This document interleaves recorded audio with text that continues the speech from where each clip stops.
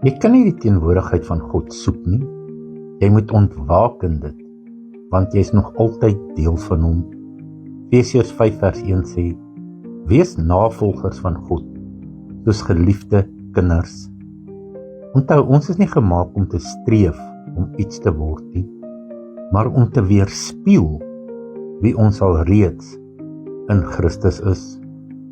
'n Spieël maak nie lig nie, dit weerkaats die lig. So is jy ook 'n draer van sy lig, 'n asem van sy teenwoordigheid. 1 Johannes 4 vers 15 sê dat elkeen wat bely dat Jesus die Seun van God is, God bly in hom en hy in God. En dis nie meer 'n geheim nie, dit is eenheid. God is in jou en jy is in hom. So jy hoef nie meer sy teenwoordigheid te vind nie, want jy leef daarin.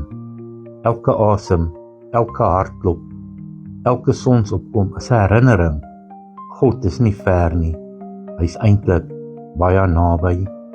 As jy hiervan bewus word, hou streef om iets te word op en dan begin liefde vloei. Nie uit werke of jou eie pogings nie, maar uit sy teenwoordigheid uit.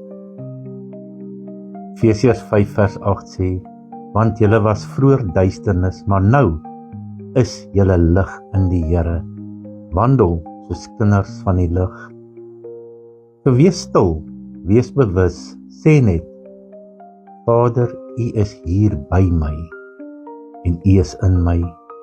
Laat God se liefde elke optrede van jou bepaal en leef nie om hom te soek nie, maar beleef hom omdat hy alreeds in jou woon. Onthou, jy is lig, jy sy weerspieëling, jy sy kind. Al wat jy moet doen, glo dit en wees dit.